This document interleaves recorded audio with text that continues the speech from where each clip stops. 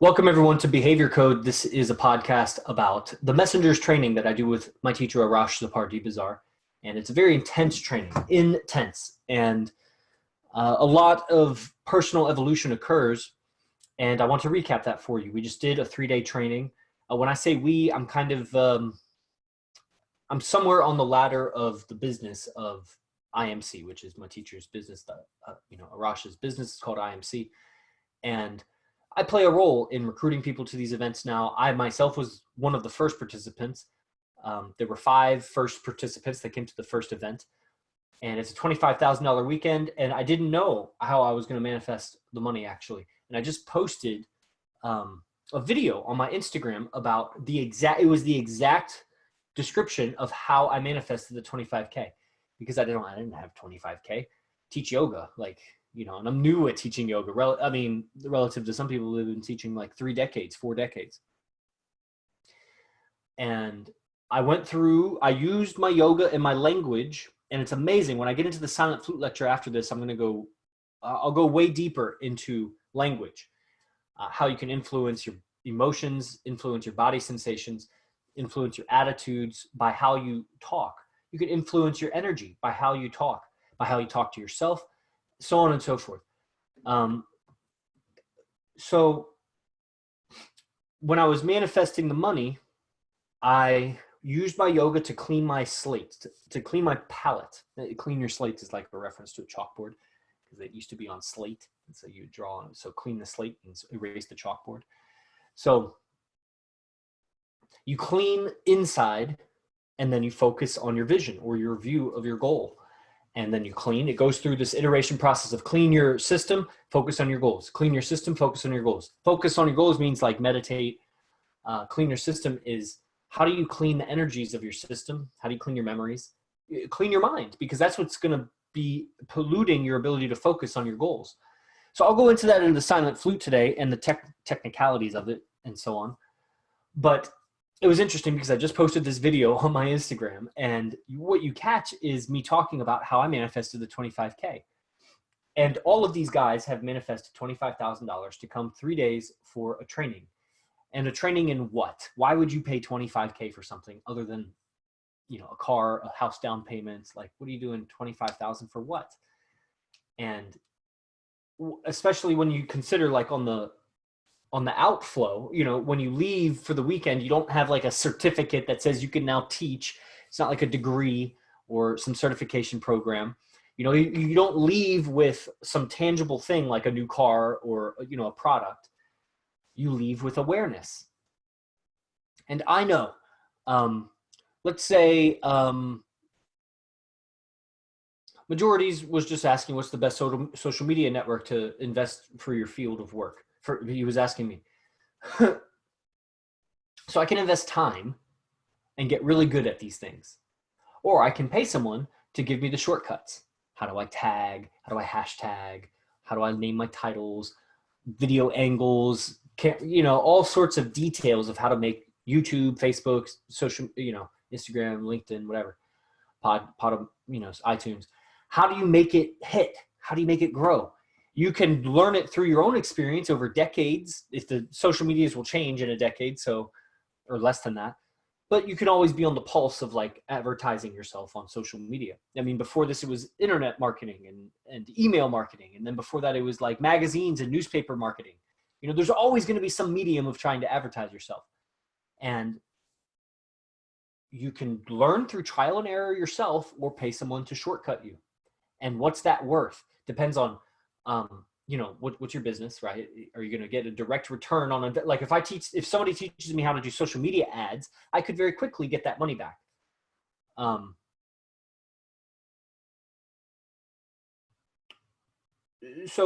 then how much is your time worth? That's the difficult part, I think, is measuring what's your time worth. If somebody saves you 10 hours, how much is that worth for you? I could spend 10 hours designing the Silent Flute website, or I can pay someone $500 to design me the Silent Flute website. Saves me 10 hours.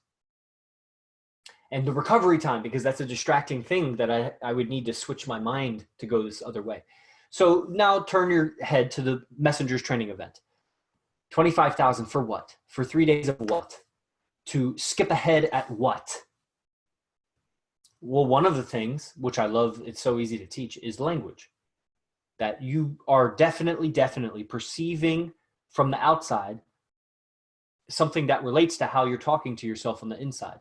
The internal language is giving you a lens to look on the outside. We'll get into that into the silent flute. So Arash Dibazar has an immaculate vocabulary. It's not, it makes it sound like, I don't know, dictionary vocabulary when I say like a vocabulary. He has a yoga fire. What's up, Anna? He has a syntax, a way of speaking that seems to shortcut a lot of negative emotions and negative languages that negate people. How does he do that? Well, it has to do with his relationships, because very quickly you'll see, especially women that have a lot of choice, they're not going to hang around guys that make them feel not good. There's something about, if they do, then there's something about that relationship that they feel really good about that's outweighing it. And it might be, you know, let's say a girl will get with a rock star that treats her shitty, but she still has in her vision that somehow I'm going to get this guy on lockdown. I'm going to change him for the better, and I'm going to have access to all his resources, all his connections, all his friends, and all the fame. If he's famous and I believe in him, and if he gets famous and I'm next to him, I'll be famous. So somehow the positive feelings that come from that view or outlook, somehow in her system, she's measured it that it outweighs the negative feelings of he treats me like shit, he calls me names, I don't know, he teases me about things that I don't like to be teased about.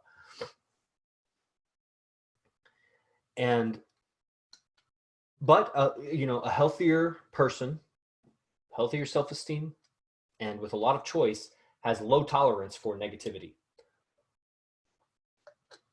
So Arash has multiple girlfriends, very beautiful. They all have choice in their life.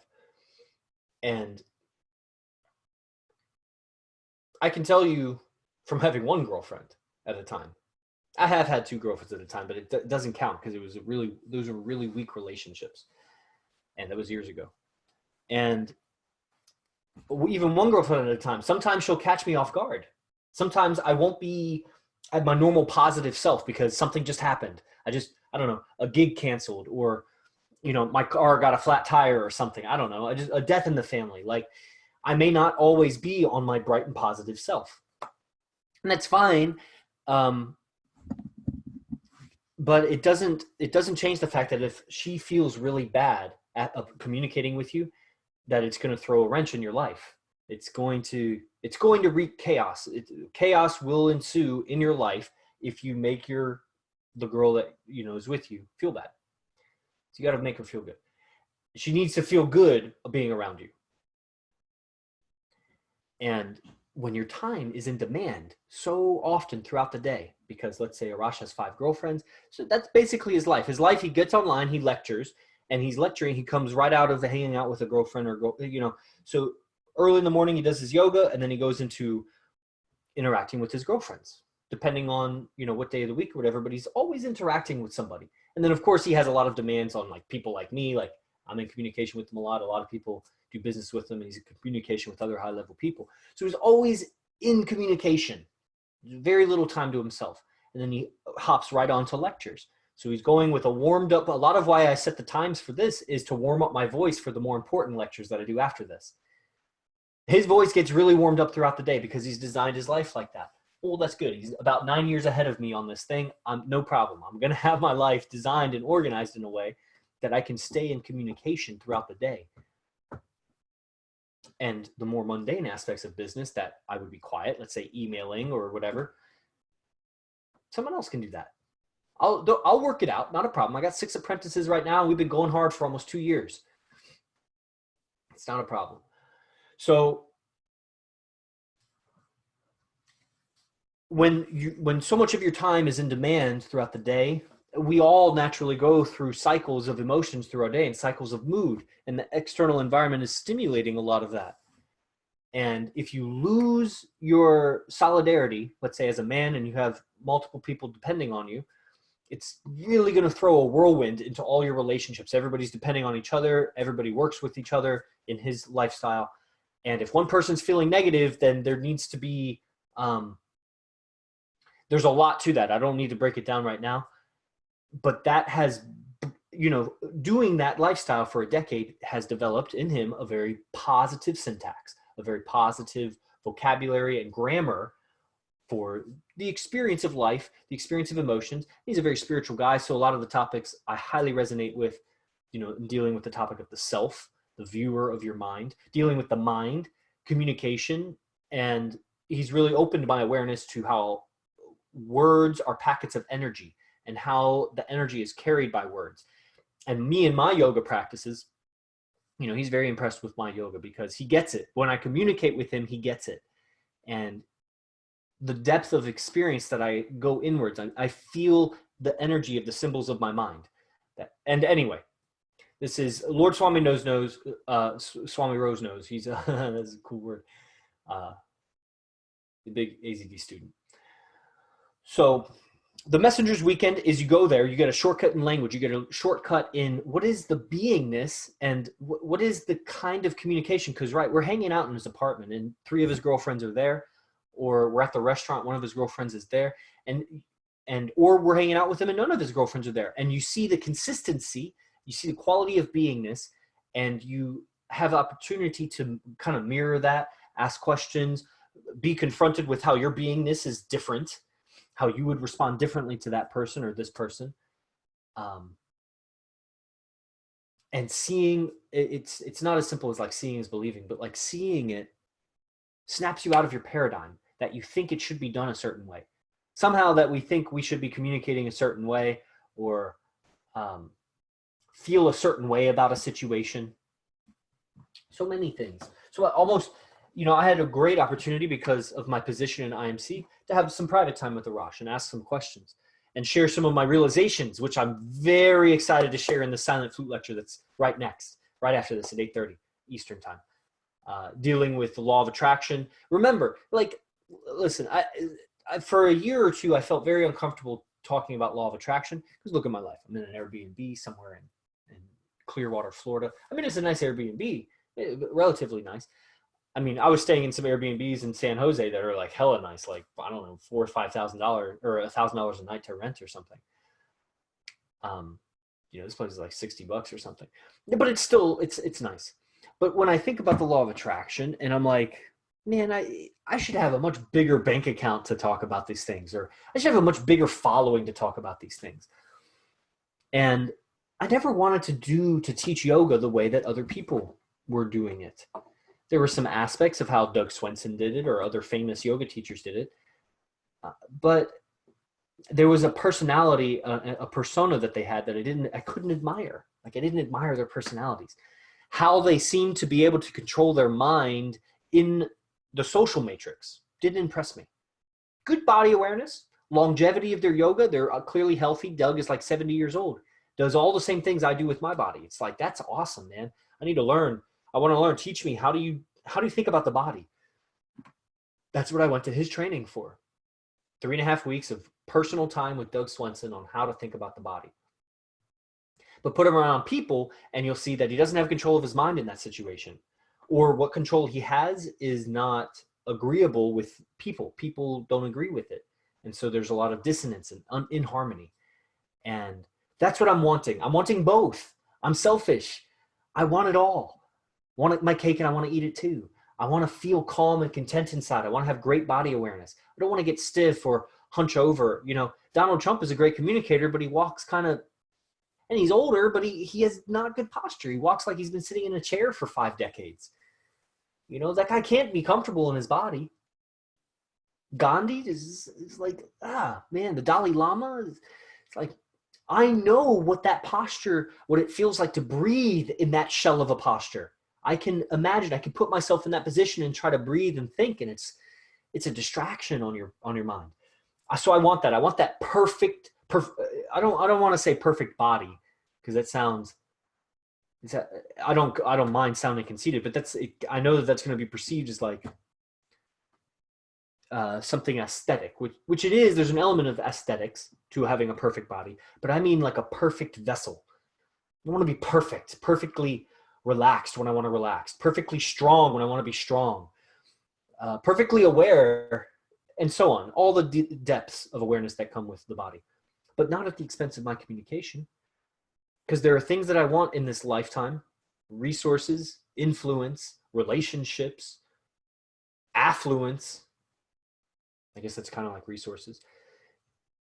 There are people I want to meet that I don't see why it should be a problem for me to meet Elon Musk. I don't see why it's a problem that I should want to meet Jordan Belfort, be on his podcast, or Joe Rogan, be on his podcast. Now, I need to get myself to a position that it benefits them that I get on their podcast. And that's going to be my communication. It's not going to be how far behind my back I can pull my leg. It's not going to be how long I can hold a one-handed handstand. That's not going to get me to meet Elon Musk. But this is going to do a lot for my nervous system, my breathing, my anatomy, and my sense of expansiveness. Because when you start to move around joints and bones, you're hacking your mind. I'm telling you, your body is inside your mind, and you can't change your body without changing your mind. So Messenger's weekend, it's 3 days being around him, seeing him in social environments, seeing how he has hacked the social matrix. Just like Majorities was asking, if somebody did social media ads and they had hacked the social media formula, they had figured out if you use this kind of audience or you put money behind this kind of video, a picture, ad, say this, they hacked all the little details that get the best response. Arash, has hacked in the social context what to say, how to say it, to get the best possible response. And best by his own determination. Best doesn't mean I think it was best. Best meaning he thought that's what he wanted. And then you could ask questions, learn these things, and it's truly a shortcut that no one else can provide. That's where the value is. And you look at somebody like Kobe Bryant, and Kobe Bryant dies, even though it's fucking conspiracy, they fucking killed him. He was killed. Look at it. It was the same day that Donald Trump's lawyers were defending him, and that morning Kobe Bryant dies, and that's the only thing that the news reports. They don't report jack shit about Donald Trump. It was just a distraction, or not a deflection. But anyway, that guy, what if somebody was going to pay for a one-on-one with him? I don't know what he charges. I'm sure he was coaching people for $500,000 for a week of training or something. What if somebody was like, I'm going to wait on that, this and that, and then he's gone. And that's what somebody does. That's what people are doing with Arash. They're like, well, I'm going to work on my business and come out with $25K. And I'm telling you, listen, my biggest motivator, and I have to go for the silent flute lecture, but one of my biggest motivators was knowing his value, that he has hacked, you could call it male-female dynamics, far beyond the second place person. Who is second place here on planet Earth as far as interacting with feminine energy and communicating? Because I've seen him perform miracles on people that were sick or ailing. And I'll get into that into the silent flute, actually, how to talk wellness into somebody and how to talk sickness into somebody. It's both blessings and curses. And so he's hacked that. So you see that value. And then this flip side of things where it's like, if he goes away, if something happens, a weird freak Kobe Bryant accident where, I don't know, a car broadsides him or something, and he's no longer available, then he's no longer available. There isn't a second. It's one. There's one available. And that was enough for me to go through all ends possible, to explore every route possible. And, I came up with the money. And I would never want anything harmful to happen to my teacher. But I think people that are, quote, interested in the program they're dancing around it. They're beating around the bush. They're dipping their toes in the water. And, that's what you're doing with your life, your whole life. If you're doing that with this program, you're doing that with your life. And that's not a life worth living. Let me rephrase that. That was weird. I said that. It is a life. Your life is, you're on a path. Just see that it's either a yes or a no. And if it's a yes, you can't doubt yourself. You can't doubt yourself on this path. I would rather you say no with certainty than say yes with vagueness, for sure. And your future self would also. So that's the end of this Behavior Code podcast. I'm going over to my silent flute lecture. If you're interested in the silent flute training with me, communication, mindset, yoga, breathing, wellness, go to ninthlimb.com. Check it out. And thanks everyone for tuning in. If this was good for you, let me know about it. Send me a message, share it with somebody, and I'll catch you in the next one. Namaste.